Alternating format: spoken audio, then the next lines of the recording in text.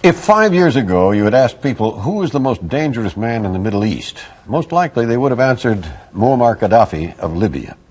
And when the Persian Gulf crisis began last August, some observers feared that Gaddafi might align himself with Saddam Hussein.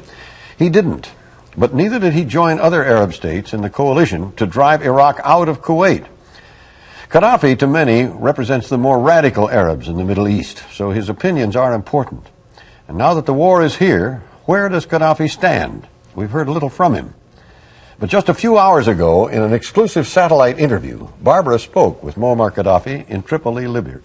And Barbara, his position seemed a little ambivalent, didn't it, to you? Well, it does a bit. Gaddafi has been quoted as saying that Saddam Hussein personally asked him to join forces with him.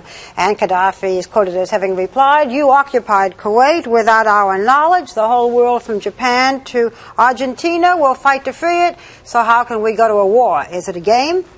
Well, officially, his position is that Saddam Hussein should get out of Kuwait. But he also says the multinational coalition, and to his mind that's primarily the West, the foreign forces, should also get out of the Gulf. You may find his interview ominous, his view of the war frightening. Before you hear him, a little background. Ronald Reagan called Muammar Gaddafi a barbarian because of his links to international terrorism. U.S. authorities allege that he provides support and sanctuary to Palestinian terrorist groups, that he is directly responsible for some bombings and assassinations, and a partner in other terrorist acts. President Reagan bombed Tripoli in retaliation in 1986, and Colonel Gaddafi's home was severely damaged. When I first met Colonel Gaddafi 2 years ago, he was putting a new face forward. He said he renounced terrorism. He said American charges that he was manufacturing chemical weapons and poison gas were lies. He said he wanted new cooperation between America and the Arab world. Our interview then was conducted in a tent that Colonel Gaddafi used as an office. For this morning's interview, we were linked by satellite to a television studio in Tripoli. Could you tell me, please, what is your position regarding the Gulf War? I do not see any reason for this war. I expressed my position many times, and I do not see any reason for this war. And I think everybody who's participating in this war is crazy. I would like the war to stop. And I think the war is going to extend to the borders of the Soviet Union and Iran. And that's going to provoke all the Islamic nations. And that would lead to a third world war. And we will pay very dearly for it. Colonel Gaddafi, what do you think is going to inflame this war so that it becomes a third world war?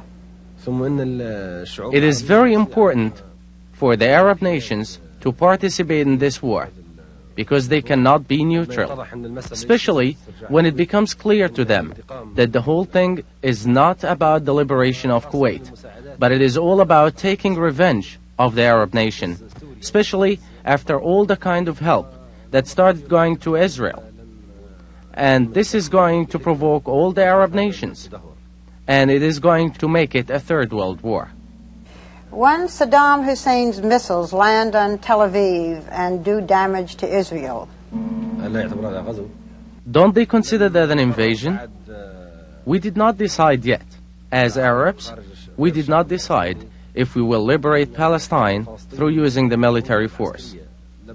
But Palestine is an occupied territory from my point of view, and from the point of view of the entire world.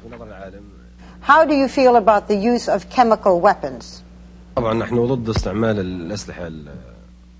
We are against the use of chemical weapons and biological weapons. But if you are invaded, you have to use all means of defending yourself. Iraq has not been invaded, Colonel Gaddafi. It is at war, but it has not been invaded.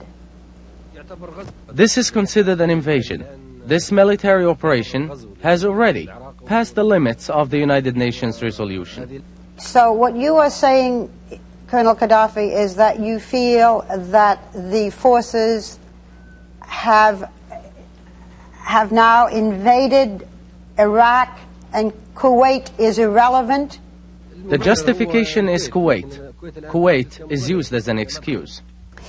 Can you tell us when the last time was that you talked with Saddam Hussein and what it was that you suggested.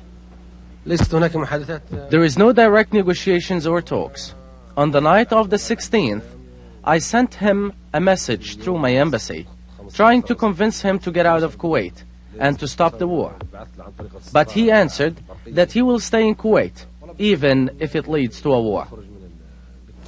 Is Libya in any way helping Saddam Hussein? In regards to the food, medicine and clothing, this is a humane right, and sanctions against these things in particular is barbarian. We would give food, medicine and clothing to Iraq, and we would not hesitate to do so.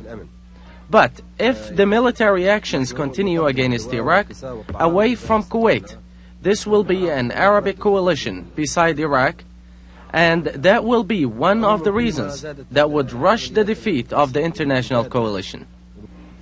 Colonel Gaddafi, you talk about the Arab nations, or some Arab nations, uniting on behalf of Iraq. Can you tell us how you think that is happening and which nations you see uniting? We are talking about a comprehensive Arab unification. In regards to the countries that cannot do it, they should try so. If there was any kind of unification between Iraq, Kuwait and Saudi Arabia, none of these problems that involve the entire world could have happened. They should understand that the Arab unification is very important for the international peace and the stability of the world. And those who were against the Arab unification regret what's happening right now. Because if Kuwait and Iraq were unified, there could have been no need for this war. Accordingly, Arab unification is very important for the world peace, don't you see? Do you consider yourself neutral in this war right now? For sure. If it wasn't for Kuwait, I could have been on the side of Iraq. But Iraq occupied Kuwait. I'm patient, and I will be patient until they restore Kuwait. But if the aggression of the United States or the coalition continues after the restoration of Kuwait, I will be beside Iraq. How long do you think this war will last?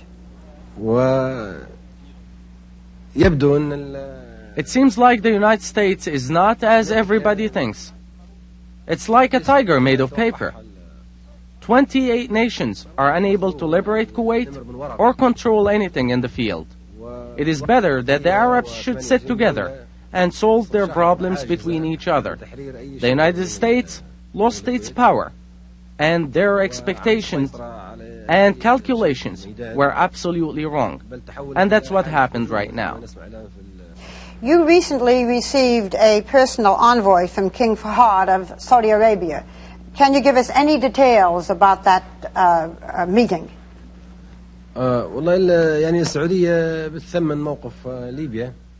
Saudi Arabia understands the situation of Libya, and they understand that Libya represents the wisdom of the Arab world.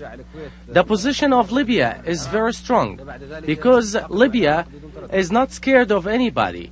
They are not trying to take anybody's land, and they are not getting bribed as other countries are. People who get bribed have no principles.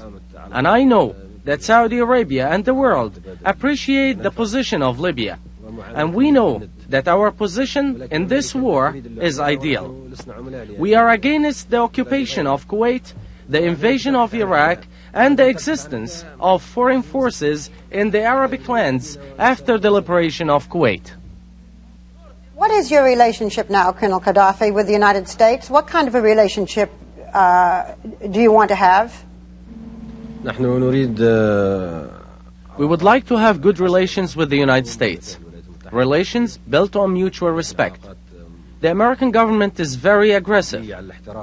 If they are looking for enemies, that's fine. We will be enemies for those who want us to be enemies. And we will be friends for those who want us to be friends. Interesting. He certainly affects a great presence, doesn't he? Yes, he has great composure.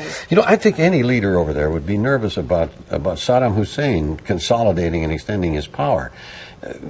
Well, it's interesting. You know, he talks about that there should be an Arab solution, but almost every Arab state did talk to Saddam Hussein, and there was indeed no Arab solution.